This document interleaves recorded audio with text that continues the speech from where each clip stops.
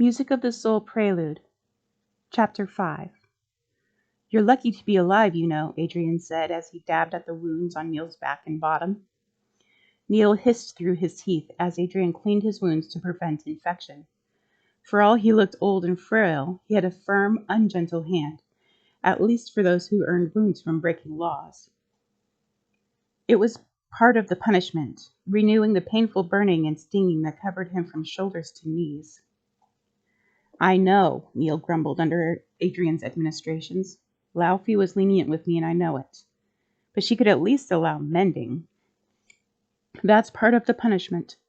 What good is it to make you hurt if you're just going to mend it away afterwards as if it had never happened? What lesson would you learn? Adrian said patiently. His hands may not be gentle for fools, but he never became impatient with them, though Neil suspected he had no patience for them. I know that too, Adrian. I still don't have to like it, though, Neil grumbled some more. No, you don't, Adrian agreed. I get that I deserved that, but did Malik really have to go so far? I'm not going to be able to concentrate on meditation like this, he whined. He did. For all you admit to being lucky to be alive, to know our laws and the consequences of breaking them, you seem to forget that you really are lucky to be alive and free. You could have been in prison for the rest of your natural life, which likely would not have been very long. If he had been any gentler with you, he could face consequences himself for being too lenient, Adrian explained patiently. Right, Neil said. Another hiss escaping from him as a particularly firm blot made him grunt in pain. Mind pouring a little salt or lemon juice? I don't think it hurts enough. I have some in the storage room. I'll go get it. It was a joke, Neil shrieked, jumping up to his knees and immediately regretting his hasty movement. Bloody hell, that hurt. Language, Neil, Adrian said, infuriatingly patient in his tone. Fine, sorry, he muttered as he gingerly lay back down on his belly, still stripped naked out of necessity. He was not afraid or ashamed to be naked. The human form was often over-sexualized outside of their compound, another reason out of many that he disliked outside society. But the humiliation of having every single person in the compound watch him being birched with a bundle of twigs tied together, tied to a pole with his hands above his head, is what made him blush. Well, a few had not come. They had guards, of course, to keep people out, though there was no actual wall or fence to guard, and as far as he had heard, Krista was still asleep. And for that he was grateful, but he knew they would know every detail of his birching soon, if they didn't already. That was another part of the punishment, humiliation for all to see. So he could not escape it, being made an example of, so others would not repeat his mistake. Much as I would love to never again see or hear of it again, could I at least get some birch leaf salve for this? For when I meditate, so I can focus on the meditation and not the pain. You know better, Neil. Absolutely no painkillers for those who have earned the birching. Besides, the meditation itself can take your focus off your pain and provide some relief on its own. You are only allowed cleaning and disinfecting to prevent illness, Adrian replied. And on that note, I pronounce your wounds cleaned. I would cover them, except I don't have enough bandages and they do need some air to heal. Rest here on your belly for a while so they can scab over on their own before you put your clothes back on. The room is kept sterile to prevent infection. Your fasting begins today, so I cannot bring you any food or drink besides water. Fine. I'm thirsty anyway. Hungry too since I missed lunch, but what will be, will be. Neil pouted. You can use this time to begin your meditation since you have it, Adrian told him before he shuffled away in his white wool robe and white slippers. Most others could wear whatever they wanted, so long as it was simple and lacked pattern or decoration. The exception was the students, who wore all brown robes and shoes to identify them as students, and to make sure they knew that, no matter how high in their society they and their families were, as a student, they were equal with even the lowest in their society and the lowest equal with the highest. And the medics. The medics wore white to keep an appearance of cleanliness and sterility in their environment. It still struck him as odd that, though they disdained technological advancement as part of rejecting outside society, they actually kept mostly up with the medical advancement while still adhering to naturopathic methods. It was an odd mishmash of healing methods, to be sure, but somehow they made it work. Chemical drugs were only used if the person absolutely needed them, where herbal remedies stopped working, and that with great reluctance. The person then would be sent to an outside hospital with a false name and contact information so they could not be traced back. Everything else short of brain surgery was performed here, including birthing, minor procedures, and even dentistry. One could choose to go to the outside university once their general studies were complete, with the understanding that they would return and use their newly obtained degree to help people within the society exclusively. Any who did not return were shunned, and those who were shunned never spoke of them to anyone outside. Neil heaved a heavy sigh, causing the pain in his back to flare for a moment, but this time he chose to ignore it. It helps that the room had an herbal smell to it.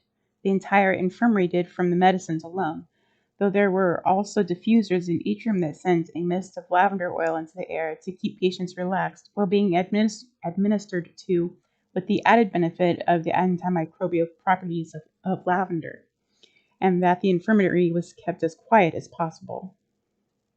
He looked around him, only slightly surprised that the white walls of this particular room were adorned with small vases with twigs of rosemary and lavender in them. The mattress he lay on was soft and covered in crisp white sheets with heavy white woolen blankets.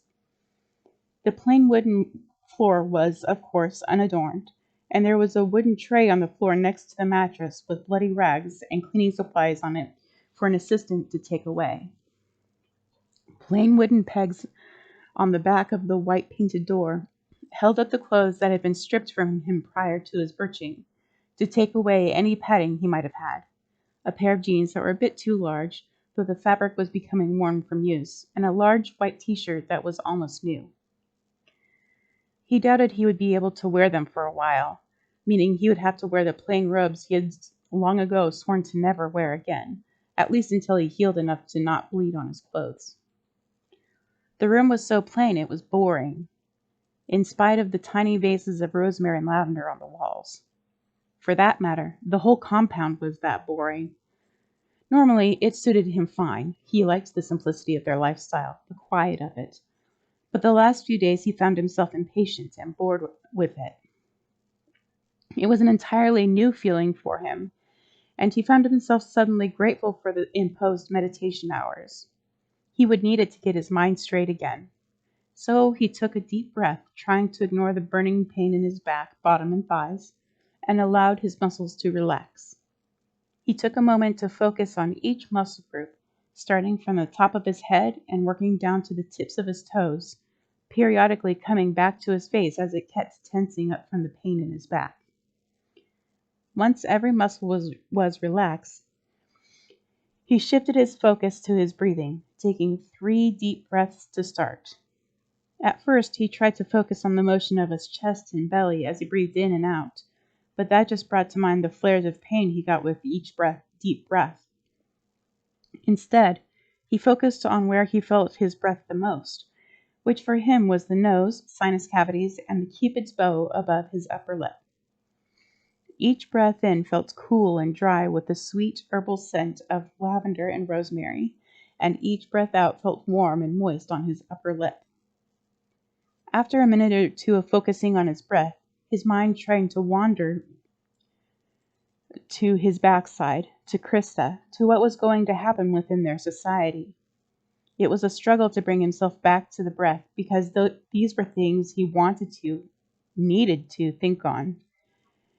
But he also needed this time to meditate on other things, and that could only come after emptying his mind and keeping it empty for a while. So he reminded himself that he had strayed from his breath, reminded himself that he could come back to those issues later, and brought his focus back to his breath, watching as those thoughts floated by. Sure enough, though his mind still wanted to wander, as was natural, he began to focus more on his breathing. The pain in his backside ebbed a bit. It was there, it was painful, but he ignored it and focused completely on the warm air that passed over his upper lip. Calm washed over him, coming as a relief to his anxieties. He knew they would return, but that was something he could confront later. As calm washed over him, Neil began to think about the crime he had committed in bringing in an outsider and the consequences of it. By all means, he really should have been imprisoned or worse. He suspected the leniency came from the fact that he had never outright broken a law before, and because the situation called for nothing else.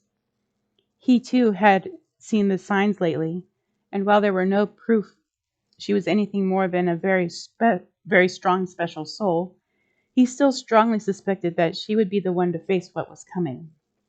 He needed to be there to train her, to watch her, not simply because he was ordered to, but because he had to be sure for himself that she would not turn the tables on them and destroy them all. That would happen all too easily simply because she was an outsider and would be ostracized for being so. However, if she truly was the one they needed, then leaving her to her own devices would have been far worse. So there had been no other choice, even if it did mean kidnapping and causing trouble for everyone. Still, there was a price to pay for such disobedience, and for good reason.